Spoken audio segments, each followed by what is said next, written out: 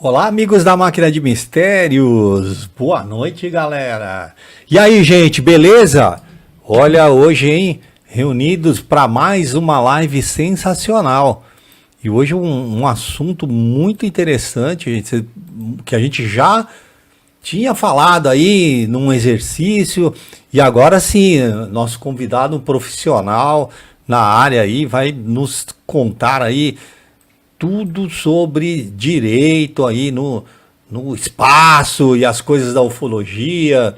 Vocês vão poder no final estar fazendo perguntas, tá? Então ele vai apresentar. Eu já quero chegar aqui e já vi que o meu amigo Mauro Lima está aqui. Boa noite, Mauro Lima. Obrigado pela sua presença. Lá da terra do tio Sam, sempre presente, meu amigão. O Jorge Macedo, a nossa moderadora das galáxias, que modera vários canais, a Narriman, Marta Veado, obrigado pela presença, lá de Minas, né, Marta? O Curitibanos, o Danilo Pereiro, grande conhecedor aqui de Peruíbe, meu amigo Vinícius Pacheco. Vinícius está trabalhando hoje, né, Vinícius? E dando aquela olhada aqui na live. Vinícius sempre presente, obrigado, meu amigo. Todo mundo, curitibanos, vida longa e próspera. Como diz Dr. Spock, aspa de grilo chegando aí, forte abraço lá aqui de Candiota, não estava em Bagé? Ah, legal, vai assistir depois.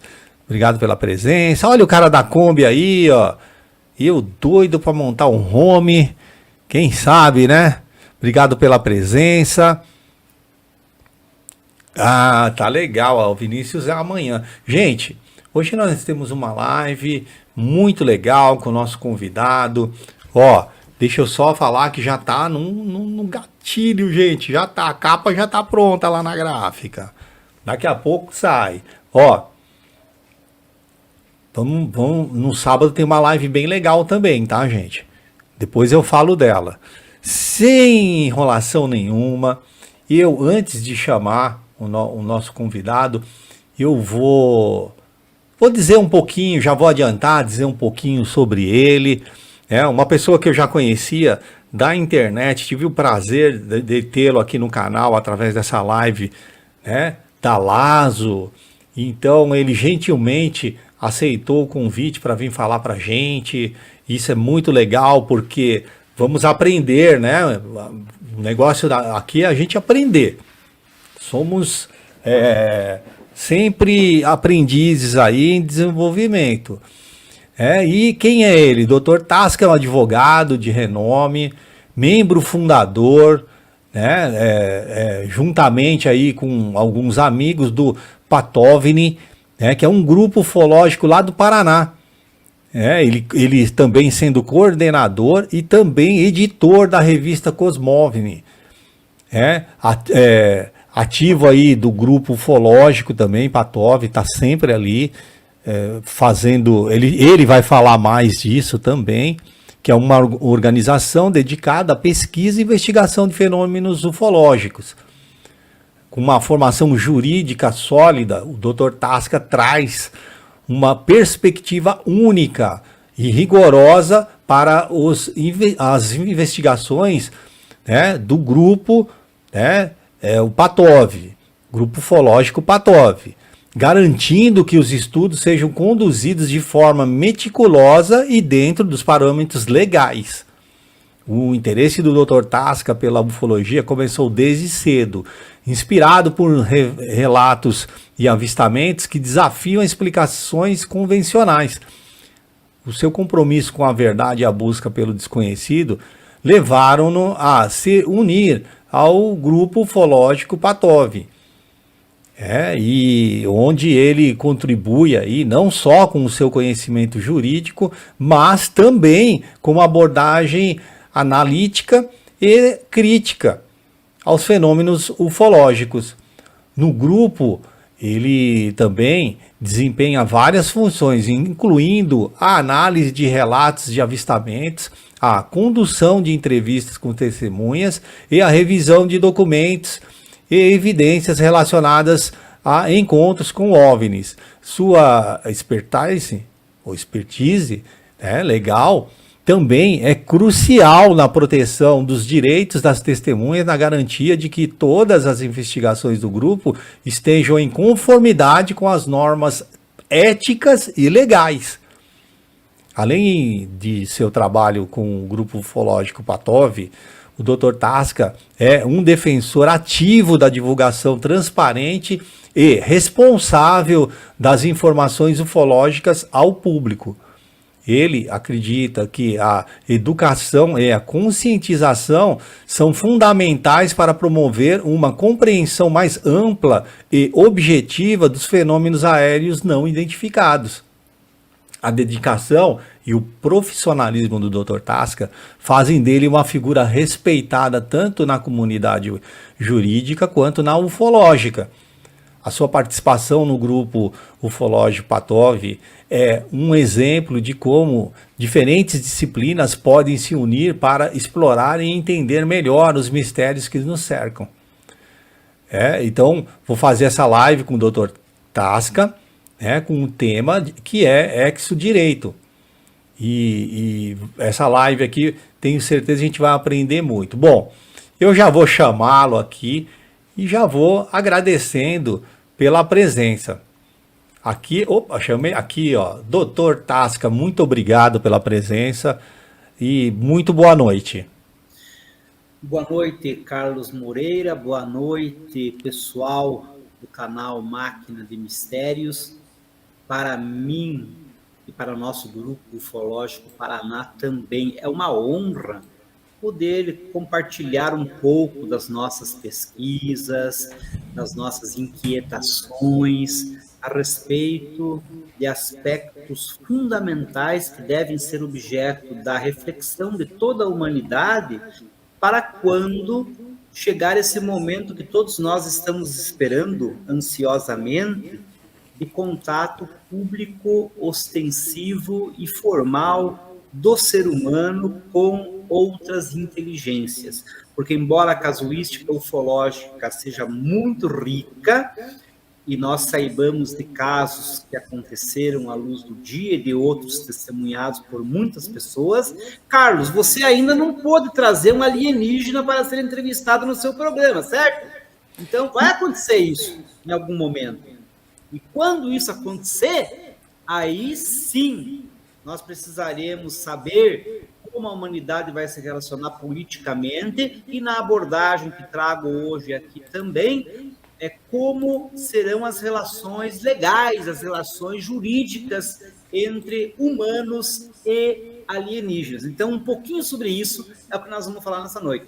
Muito obrigado mesmo pelo convite e eu deixo já de início a clássica saudação do povo do planeta Vulcano, vida longa e próspera. Próspera. Opa, saiu assim. Ó. Legal. E doutor, bom, o senhor pode ficar à vontade aqui e falar dos seus trabalhos, de livro. Nós, aqui na Máquina de Mistérios nós temos o seguinte, assim, o convidado vem, a gente quer informação, quer sedento de aprender. Que maravilha. Aí o chimarrão. Isso, ó. Se o pessoal quiser uma cuia, é só chegar aqui em Curitiba, que pode tomar um chimarrão comigo também. Tá frio aí, doutor? Hoje nem tanto, mas vai esfriar nos próximos dias, segundo a meteorologia, né? O que é nem tanto para vocês aí? Hoje tá quente, tá em torno de 20 graus, mas talvez menos um pouquinho, mas aqui frio é 0 grau, né? Tá. Aí é frio, de verdade. Mas, enfim, em algumas épocas do ano isso acontece. Mas o chimarrão a gente toma tanto no calor quanto no frio, não importa. Quem gosta... Aí, gente, então tá todo mundo convidado. Quem quiser tomar um chimarrão lá com o doutor, é só para passar por lá. Muito bem. Então, assim, Carlos, eu gostaria, antes de fazer uma apresentação que eu preparei sobre essa temática, só mostrar para o pessoal algum material que justamente embasa essa apresentação. E o primeiro que eu vou mostrar é a revista Cosmovini. A revista Cosmovini é uma revista em formato acadêmico que o nosso Grupo Ufológico Paraná edita a cada 6 meses.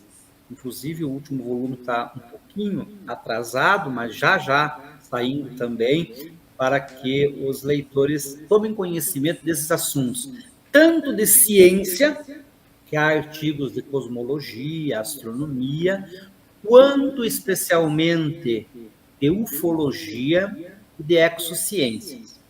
Então, o tema que eu trago hoje foi publicado originalmente na revista Cosmóville número 4. A revista é só em PDF, pessoal. Só que eu fiz uma separata e mandei imprimir desse artigo denominado A Profecia do Exodireito. Então, nesta publicação aqui impressa, consta esse artigo, que por sua vez é fundamentado num outro, que eu já vou mostrar para vocês também.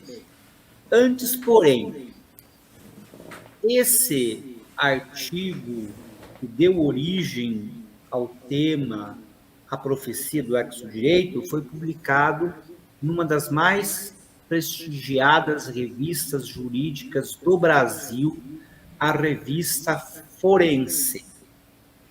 Em 1958, e antes de falar da revista e mostrar para vocês aqui, deixa eu mostrar para vocês esse outro livro, Os Discos Voadores da Utopia à Realidade, do gaúcho Arthur Berlet. Foi também em 1958 que Arthur Berlet, abduzido, foi levado até o planeta Acarte e lá ele permaneceu durante 9 dias. Inclusive, Carlos, no próximo sábado, agora dia 10, eu vou participar de um evento da Academia Latino-Americana de Ufologia Científica, no qual vou falar sobre 3 casos emblemáticos da ufologia na década de 1950, o caso Antônio Rossi, de 1954, João de Freitas Guimarães, que aconteceu aí no litoral de São Paulo, 1956, e Arthur Berlet, que aconteceu em 1958. Então, já deixo o convite aqui também para o pessoal, né, participar desse evento da LAASO, que acredito será de grande proveito para todos os que amam a ufologia como nós. Então, era aquele ano, 1958, um ano depois de ter sido lançado o primeiro satélite artificial Sputnik I, que o brasileiro Haroldo Valadão, quem que era esse cara, Haroldo Valadão? Ele era um professor de Direito Internacional Público, ele era um diplomata brasileiro, ele era respeitadíssimo no meio acadêmico internacional como um dos principais juristas do mundo naquele momento. E vejam assim o tino que o cara teve, Carlos. Ele, entusiasmado com o início da era espacial, escreveu um artigo, e aqui o original, aqui, ó, da revista Forense 177 de 1958, um exemplar original, que ele chamou de direito interplanetário e direito intergentes planetárias. Então, durante aqui a nossa conversa, eu vou tratar justamente dos temas que estão nesse artigo, partindo da concepção que o autor Valadão, esse professor renomado no mundo todo, tratou naquele momento, em contraste com a ideia que nós temos desse tema nos dias atuais. E justamente a exopolítica e o exodireito compõem também o meu livro, a minha tese, O Paradigma Alien, Revolução nas Ciências Sociais. Durante 12 anos eu desenvolvi esse trabalho, dá uma olhada aqui, é um trabalho realmente de fôlego. O livro está à disposição dos interessados no Clube de Autores e também na Amazon por e-book. e ele trata justamente desses temas fundamentais da exopolítica e do exodireito, mas a partir de uma perspectiva da filosofia da ciência. E, para tanto, eu utilizei os referenciais desse outro livro que é bastante conhecido nos meios tanto da filosofia quanto da ciência, A Estrutura das Revoluções Científicas, do Thomas Samuel Kuhn. Então, essa temática que será abordada hoje também tem fundamentação nesse meu livro. E, por último, antes de eu iniciar a apresentação de slides, vou deixar aqui também uma outra curiosidade, que é este livro publicado pela revista UFO, pela biblioteca UFO. Quem quiser comprar também é só entrar no site lá da revista UFO, está à disposição. Um Homem Marcado por ETs, a verdadeira história de uma abdução alienígena, do meu primo distante, Antônio Nelson Tasca, onde ele vai contar com detalhes, e um outro dia, Carlos, a gente pode marcar um momento distinto para tratar com mais profundidade sobre esse caso, o encontro que ele teve com o povo do planeta Agali, no ano de 1983, no interior do estado de Santa Catarina, na cidade de Chapecó. Então, eu mostrei o livro porque eu quero fazer uma referência no final da minha apresentação a respeito das implicações que o contato humano alienígena poderia ou poderá ter nas relações individuais e coletivas das pessoas, no caso dos humanos, em relação a essas outras humanidades ou a essas outras inteligências.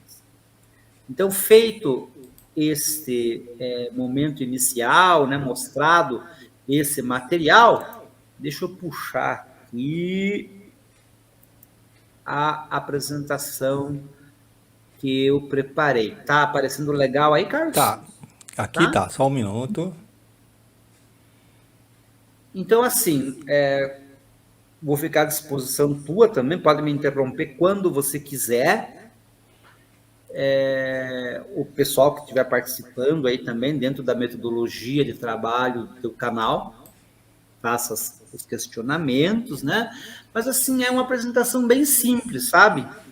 Que tem por objetivo só levantar, assim, alguns aspectos de contraste entre aquilo que o professor Valadão escreveu em 58, tá aí a carinha dele, ó, e aquilo que isso significa para nós hoje, e o que poderá significar amanhã também. Porque, como eu costumo dizer, foi uma profecia que ele fez. Foi realmente uma visão. Ele foi um visionário. E essa revista forense que eu mostrei para vocês aí, pessoal, é ainda hoje a mais importante revista de publicação jurídica do Brasil. Então vejam que o Brasil é pioneiro na difusão, na divulgação, na discussão desses assuntos fascinantes de ufologia, e além ainda, porque, como nós verificaremos, o professor Valadão nem se referiu propriamente à ufologia nesse artigo. Ele fez uma reflexão que partia da presença do ser humano no espaço. Então, o alvorecer da era espacial. Todo mundo sabe, isso é um dado comum, basta recordarmos que aprendemos na escola, que foi em 1957 que a União Soviética lançou ao espaço os primeiros satélites artificiais da Terra. Hoje nós não vivemos sem satélites praticamente, né? As nossas comunicações, as transações financeiras, tudo, previsão do tempo, o GPS, tudo depende do uso de satélites artificiais. Então, o que é que pensou o professor Valadão? Já no ano seguinte, e 9, os Estados Unidos também, né? Fez o lançamento do seu primeiro satélite. E aí temos a corrida espacial. A corrida espacial com primeiro os satélites artificiais, depois organismos vivos, né? O primeiro ser vivo que a humanidade lançou ao espaço publicamente foi a cadela Laika, nós sabemos, né? Depois, Yuri Gagarin, em 1962, quando ele disse: a Terra é azul. Certamente que ele não sabia que essa mesmíssima frase, pessoal, foi dita poucos anos antes por Arthur Berlet, quando devolveram Berlet para o planeta Terra. Fizeram lá uma discussão se iam devolver ou se não iam devolver ele, porque ele foi abduzido por engano ou por uma má decisão do comandante dessa nave do planeta Carte. Quando ele foi, ele estava apagado, tipo, dormindo. Ou botaram ele para dormir, né? Mas quando ele voltou, não. Quando ele voltou, ele estava ali na ponte de comando da nave e, aproximando-se da Terra, ele viu aquele pequeno ponto azul e ele disse, então, a Terra é azul. Igualzinho Yuri Gagarin disse em 1962. Então, a corrida espacial levou o professor Valadão a uma reflexão. Espera aí, a partir do momento em que o ser humano foi para o espaço, o direito, a ciência jurídica precisa se preocupar, precisa se preparar para as futuras relações dos humanos com os alienígenas. Primeiro, ele pensou na necessidade de um chamado direito interplanetário. Ou seja, como é que o ser humano, uma vez indo ao espaço, deve se comportar? Então, será que qualquer nação chegando até Marte, até a Lua, primeiro, antes, né? Primeiro a Lua, depois Marte ou outros corpos do sistema solar. Qualquer nação que lá chegue pode se declarar dona daquele corpo celeste? Ou não? Ou a conquista do espaço deve ser feita em benefício de toda a humanidade? E ele chamou a necessidade de regulação disso de direito interplanetário, a exemplo do direito internacional. Quando, há poucos séculos, a humanidade sentiu necessidade, precisão de fazer um regramento entre as nações. Então, por exemplo, a partir das grandes expedições que descobriram as novas terras, né, os portugueses, os espanhóis, os processos de colonização que os europeus fizeram em relação, especialmente aos povos das Américas, né? Então, passou-se a sentir a necessidade de um regramento internacional. E hoje, isso tudo está abarcado naquilo que nós denominamos direito espacial. Então, o direito espacial já é, como nós veremos logo a seguir, um ramo do direito internacional público reconhecido por todas as nações.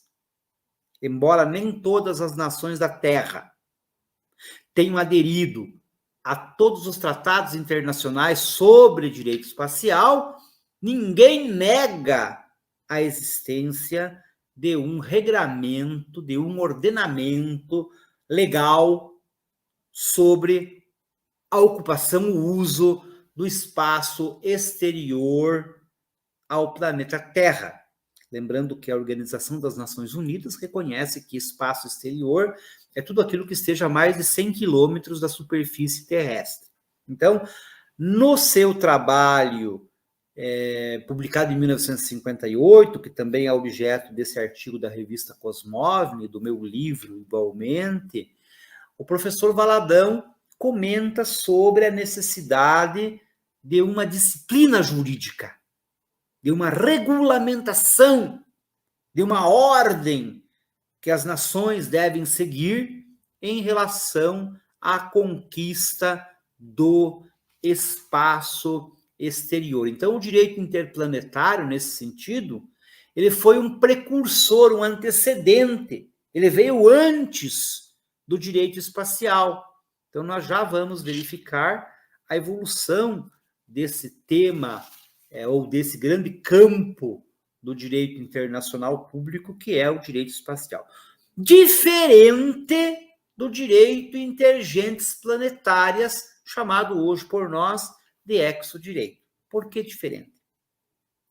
Porque, embora nós tenhamos um direito espacial e todas as nações do planeta reconheçam a existência e a validade, embora nem todas, como disse, repetindo, tenham aderido à totalidade dos tratados internacionais sobre direito espacial, ainda não se discute, tal como deveria, ou deverá, ou deve, as futuras relações da humanidade com outras inteligências. Então, o trabalho do professor Valadão, que é fundamental para esta temática, divide entre essas duas grandes áreas. Uma coisa é nós regrarmos a presença do ser humano no espaço, na Lua, em Marte, ou, sei lá, no sistema solar ou fora dele, ou em outros sistemas estelares também.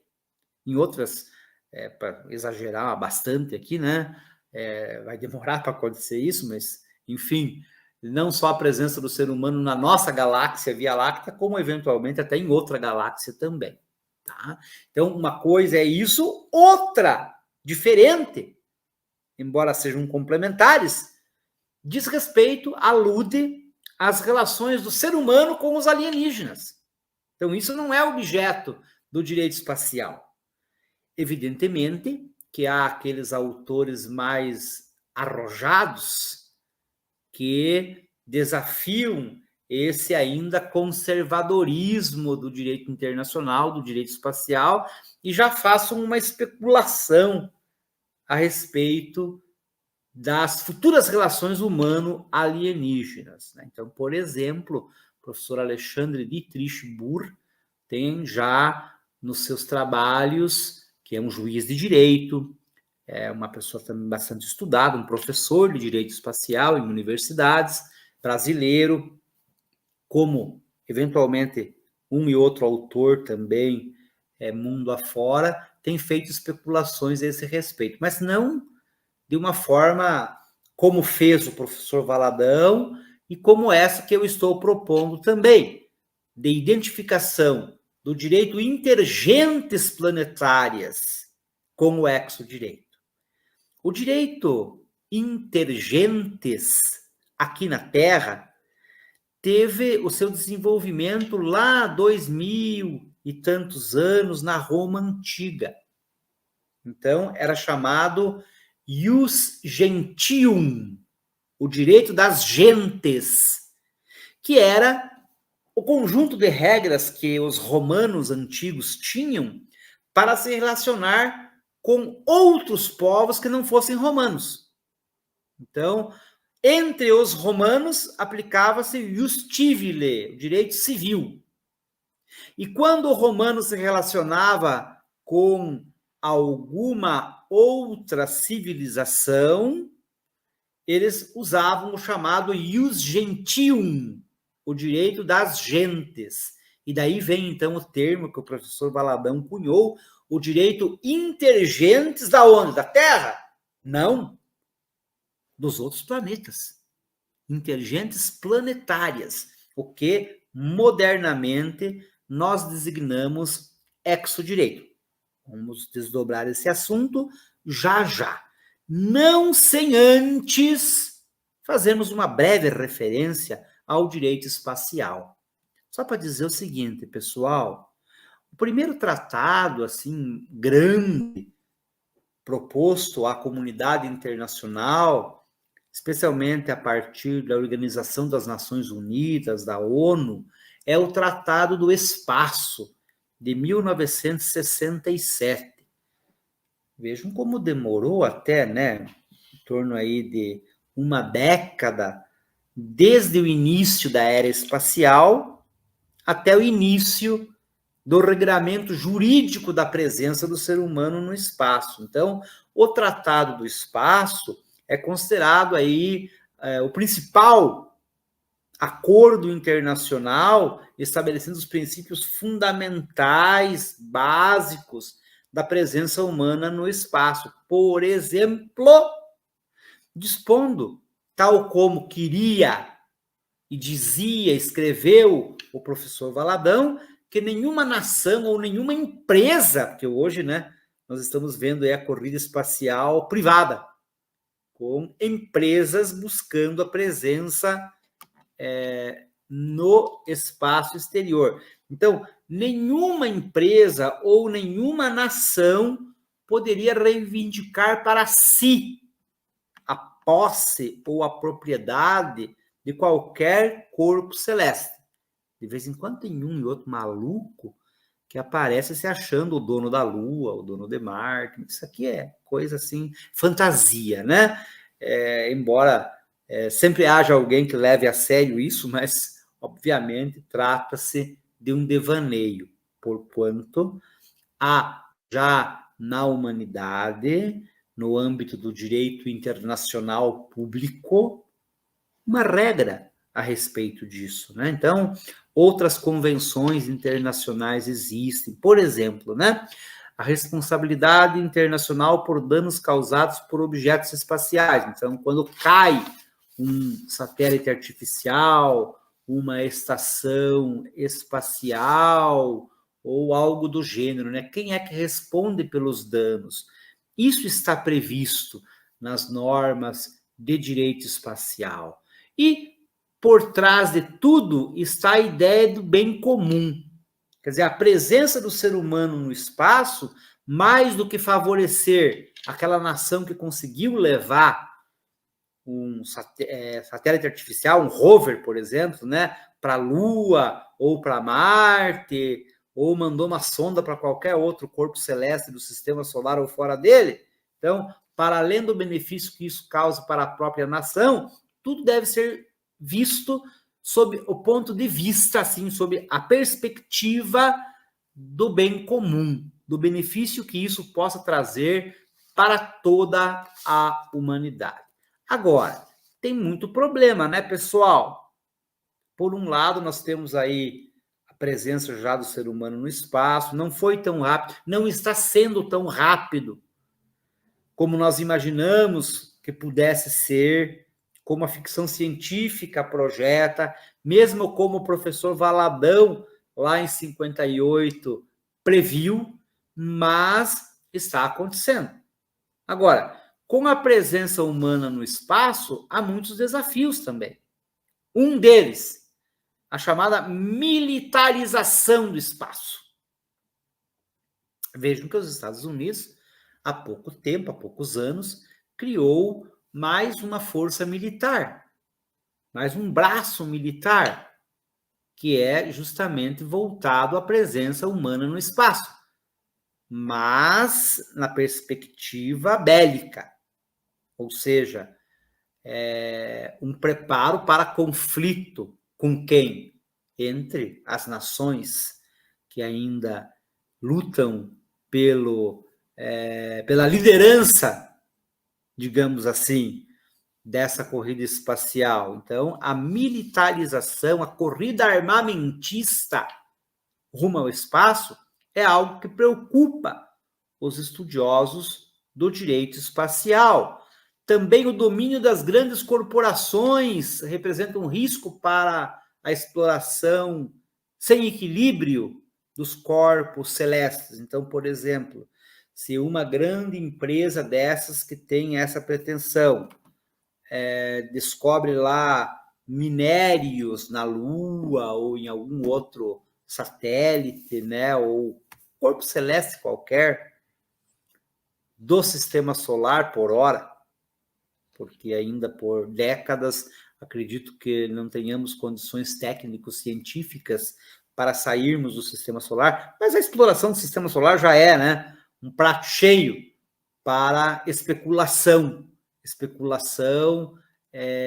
de toda sorte, né, tanto material, quanto política, quanto militar, etc. Então, esse é um desafio que o atual direito espacial tem. Então, é preciso a obediência, principalmente, a regras de convivência internacional. E o lixo espacial, então? Não vamos nem falar disso agora, né? Que o lixo espacial é um problema seríssimo de poluição. Ia falar disso. Um problema ambiental. Então, o lixo espacial é algo que deve ser objeto de seríssimos questionamentos por parte da humanidade, porque, ao mesmo tempo em que nós estamos buscando elevar a humanidade a um outro patamar, nós estamos deixando, né, vamos dizer assim, o quintal todo sujo. Nós estamos deixando, né, o nosso planeta aí com inumeráveis detritos decorrentes da corrida espacial, satélites, mísseis e outros artefatos também. Eu acredito, particularmente, que no futuro médio para longo prazo, a humanidade vai criar mecanismos de limpar isso, né, com a inteligência artificial, com a robótica. Então, certamente que haverá aí artefatos autônomos ou operados à distância, ou mesmo presencialmente, por humanos, que vão recolhendo esses detritos. Agora, hoje ainda, nós podemos dizer que nós estamos transformando o entorno do planeta Terra num grande aterro, porque o lixo espacial é um problema realmente seríssimo. Então, a primeira parte da nossa reflexão é essa, né? Direito interplanetário, que o professor Valadão pensou lá atrás, é o direito espacial do dia de hoje, né? E aí tratamos do outro tema do exodireito, mas antes, Carlos, algum comentário? Sim, tem pergunta, tem comentário. Opa! Então... Se o senhor quiser tirar aí, só minimizar... Aqui assim, ó, então podemos fazer o seguinte, eu vou fazer, de repente, umas considerações rápidas aqui, vencendo esses dois outros slides, e aí a gente parte para um bate-papo mais aberto, pode ser? Claro, claro. Daí sintetizamos, fechamos essa janela. Ok. E vamos para a conversa daí, ok? Então, veja, lá em 58, o professor Valadão escreveu esse artigo. Direito interplanetário, direito intergentes planetárias. Hoje, o direito intergentes planetárias é considerado o exodireito. Por que exo? Exo é aquilo que vem de fora, ou ele considera o elemento externo. O que são as exociências? Porque o direito, embora haja algumas controvérsias, é considerado uma ciência social. Então, é uma ciência. Como a política também é chamada, não à toa, ciência política. Então, antes do exodireito, vem a exopolítica, porque nós precisamos pensar de que forma a humanidade vai ter relações com outras civilizações.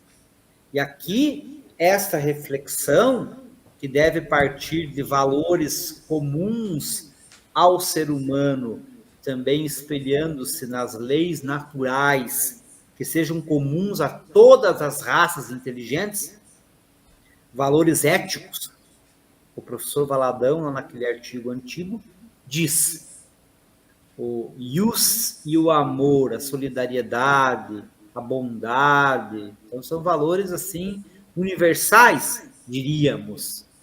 É claro que a ética é bastante distinta, a casuística ufológica nos prova isso, né? De civilização para civilização. Por exemplo, enquanto algumas raças abduzem livremente os humanos, e reza a lenda da exopolítica até como o consentimento dos governos da Terra, mas isso a gente pode falar num outro dia, né? Os acartianos que levaram Berlei em 58 para o planeta deles não aceitam a abdução. Portanto, que o comandante da nave que tomou a decisão de levar Arthur Berlei para a Carte foi punido. Perdeu o comando de sua nave porque ele violou essa diretriz, como diríamos em Jornada nas Estrelas, Star Trek, né? A primeira diretriz. A primeira diretriz é da não interferência. De modo que o exodireito justamente vai se ocupar dessas relações. Bem rapidamente, em dois grandes ramos, como temos aqui também no planeta Terra, em qualquer nação: o direito público e o direito privado. O direito público diz respeito às relações aqui no planeta Terra de Estado com Estado ou de nação com nação. Então, o direito internacional, ele é público ou ele é privado em certas circunstâncias, mas não vem ao caso aqui de fazer essa distinção, só para exemplificar. O direito internacional público, então, ele vai reger as relações do Brasil com os Estados Unidos, ou com a comunidade europeia, ou com os países do Oriente, enfim. E o direito privado, ele vai dirigir mais as pessoas, né? Então, por exemplo, como é que nós podemos ver o exodireito no âmbito público? Quais os elementos, os requisitos, o que a Terra precisa oferecer a uma federação estelar, por exemplo, para ser admitida como membro? Porque aqui nós já damos um salto lá na frente, né? Como em Jornada nas Estrelas, nós temos a Federação Unida de Planetas. Então, iniciou com 4 raças, a humanidade uma delas, né? E depois foi se expandindo na ficção científica. Mas, na realidade, nós queremos acreditar, conforme nos relata a casuística ufológica, conforme as especulações da exopolítica, do professor Alfred Webre, do professor Michael Salla, de outros desses que iniciaram essa temática aí na década de 1970, com mais ênfase, talvez por coincidência ou não, no ano 2000, quando ambos esses pesquisadores que eu mencionei vão publicar os seus primeiros grandes trabalhos com o tema da exopolítica, né? Então, há federações espaciais. E quando a Terra tiver um contato público com outras civilizações, então nós devemos imaginar que ela poderá entrar numa federação estelar. Agora, como a gente faria isso, né? O que nós necessitamos para que essa comunidade interestelar reconheça o planeta Terra como um membro de uma federação? Aí, a falta de melhor elemento por enquanto, a gente volta e pensa em como na Terra um novo Estado, uma nova nação internacional é reconhecida como tal pela comunidade internacional. Então aí nós vamos para a teoria do Estado. A teoria do Estado diz o seguinte: para um país ser reconhecido como tal na comunidade internacional, há necessidade de 3 elementos. Primeiro, território. Segundo, população. Terceiro, governo. Então, por exemplo, o Brasil tem o seu território, é um país de dimensões continentais, né? Tem a sua população, que somos nós, os brasileiros e os estrangeiros aqui residentes também com os direitos reconhecidos pela Constituição, e temos um governo que se divide aí em 3 grandes funções também, aquela que faz as leis, o legislativo, aquela que aplica as leis para o bem comum da população, o executivo, e aquela porção do poder que julga, decide os conflitos na sociedade, o poder judiciário. Então, beleza, né? População, território e governo. Agora vamos transportar essa ideia para todo o planeta Terra. Nós temos um território? Temos, é o planeta em si, todo ele. Nós temos uma população? Obviamente que sim, é a humanidade, a raça humana. Então, independente de onde esteja, humano é humano. Agora, nós temos um governo? Não temos. Não temos um governo mundial. Por quê? Porque nós estamos ainda numa fase de fragmentação. O professor Valadão trata disso nesse artigo fantástico, né? Ele diz que será necessário dissolver o ácido da soberania nacional, ou seja, segundo ele, que foi um grande pesquisador, professor, defensor do direito internacional, é preciso dar um passo adiante e acabar com essa de nações separadas, individuais, competindo entre elas, Rússia com Ucrânia, é Israel com aquilo que poderia ser o Estado palestino, mas que não querem de jeito nenhum reconhecer. Mas, enfim, conflitos não faltam para a gente exemplificar isso, né, pessoal? Isso na história da humanidade é riquíssimo. Então, hoje ainda a gente vive numa fragmentação. O mais próximo disso seria a Organização das Nações Unidas, a ONU. Só que nós sabemos que a ONU está aí sob o comando também de poucas nações mais poderosas, em especial aquelas que compõem o seu Conselho de Segurança, de modo que, quando houver o contato público ostensivo e formal, quando o Carlos puder chamar um alienígena para entrevistar aqui ou participar do seu programa, né? Ou quando as naves descerem lá na capital dos Estados Unidos, ou mesmo aqui em Brasília, né? Lá na Praça dos Três Poderes, descem aquelas naves magníficas, mais ou menos como a ficção científica nos mostra. Ou seja, quando não mais for possível negar a realidade de que a humanidade é um só dos povos inteligentes que vamos dizer assim, pululam pelo cosmos, né? Aí nós temos que repensar o exercício da política mundial, global. Por isso que me parece inexorável, me parece assim, algo inevitável a construção, agora alguns se segurem na cadeira, né, de uma nova ordem mundial, né, quando o povo humano, a raça humana, tenha uma única voz perante os outros povos, as outras humanidades, as outras raças inteligentes, ao menos desse cantinho aqui da galáxia, e que venham a compor uma federação estelar ou algo do gênero. Em síntese, então, pessoal, para concluir e para a gente poder bater papo, porque assim esse assunto é tão fascinante que nós poderíamos tratar dele aí ininterruptamente durante horas, porque realmente eu só fiz um e outro recorte, e aliás, nem tinha falado, né? Mas agora lembrei, em bom tempo, sobre o direito privado, né? Porque eu falei do direito público dessas relações entre os planetas, no caso, mas e como é que fica as relações interpessoais, as relações privadas entre humanos e alienígenas? Quando acontecer esse contato, então, nós vamos poder fazer comércio com os aliens, por exemplo?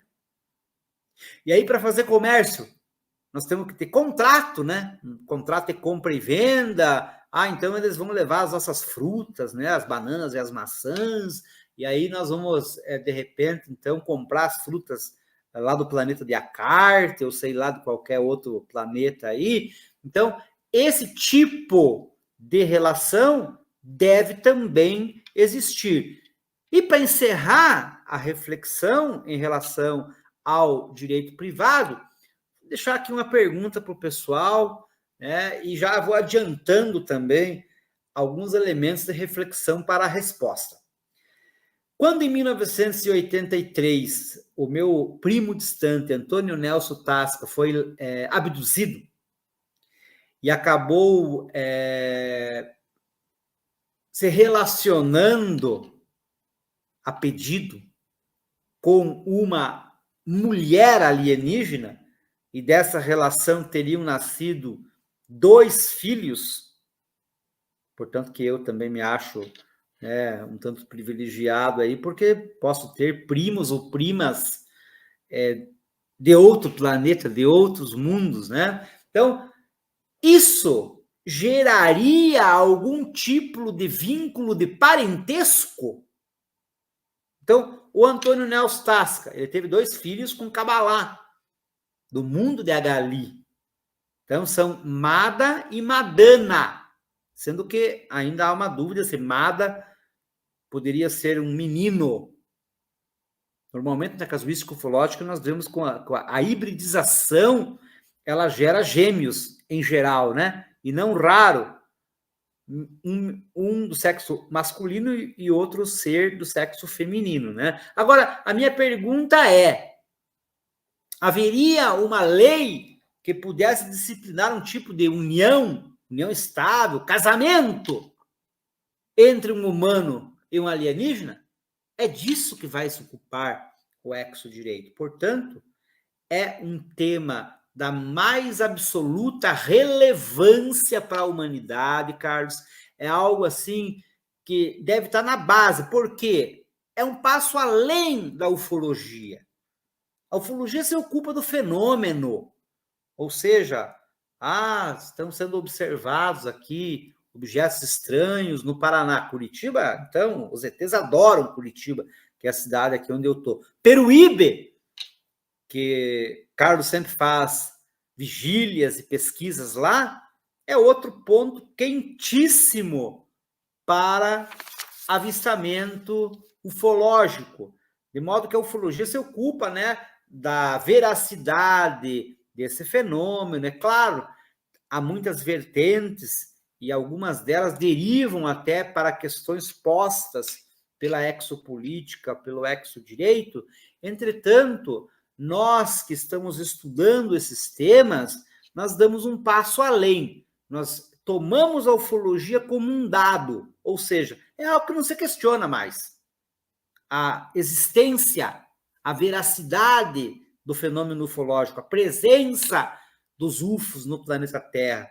Desde 1947, quando Kenneth Arnold teve o primeiro avistamento, que inclusive esses dias eu vi aqui a publicação nos grupos de ufologia, naquele mesmo ano em Curitiba, apareceram discos voadores também, em outros lugares do mundo, evidentemente, mas assim, desde aquele momento, a ufologia vem se ocupando de provar que o fenômeno é real, que não é deste mundo. Mas são humanos do futuro, são humanos que vêm de outros planetas do nosso universo, ou então são humanos que vêm de universos paralelos, ou alienígenas, ou raças, né, que vêm de universos paralelos. Nós não sabemos exatamente. Todas essas possibilidades são viáveis. Elas podem ser consideradas para fins teóricos. Então, as exociências refletem justamente uma antecipação, uma preparação da humanidade para esse convívio dos humanos com raças alienígenas. Então, antes da gente ir para o bate-papo, eu só gostaria de convidar a todos para que conheçam o nosso grupo ufológico Paraná Patovni. Nós temos Instagram, Facebook, um canal no YouTube, temos um site, patovni.com.br, onde vocês podem obter gratuitamente 8 volumes da nossa revista Cosmovni. Pessoal, Vale a pena, porque é uma revista com formato acadêmico, são todos artigos de excelência, a maior parte desses artigos publicados por pesquisadores com titulação acadêmica, com experiência, com grande conhecimento na área. E o nosso TikTok também anda bombando, viu, Carlos? Que o pessoal, assim, gosta dos conteúdos que nós postamos. Inclusive, essa conversa de hoje vai render aí vários TikTok bem legais para o pessoal curtir. Então, essa minha apresentação, eu fico à disposição de você, Carlos, e dos nossos amigos aí do canal, para trocarmos ideias a respeito disso e muito mais. Claro, dentro da limitação também dos meus conhecimentos, né? Claro, especialmente de casuística ufológica, eu não conheço tanto, assim. Eu tenho me dedicado mais a um e outro caso, que daí eu aprofundo os estudos, mas, como dizem, podemos dar uma cacetada aqui e ali, uma opinião, né? Uma ideia a respeito desse mundo fascinante, que é o mundo da ufologia, que é o mundo do pensamento que nos vem quando imaginamos a possibilidade da humanidade entrar em contato com raças inteligentes, né? Você falava antes, né, que o interesse é antigo. Eu lembro bem quando eu tinha 7 anos de idade assistindo Jornada nas Estrelas na TV preto e branco, né? E ver o Sr. Spock, o Capitão Kirk em contato com outras raças. Aquilo era, como é ainda hoje, fascinante, diria Spock, né? À disposição, Carlos. Muito bem, muito obrigado. Sabe, explicações muito legais para quem realmente gosta da ufologia. Chega a ser visionário, né? Porque é o que você falou, é além da ufologia, é além de estar vendo uma luz no céu, já é um preparativo de fato para um possível contato. Lógico, existe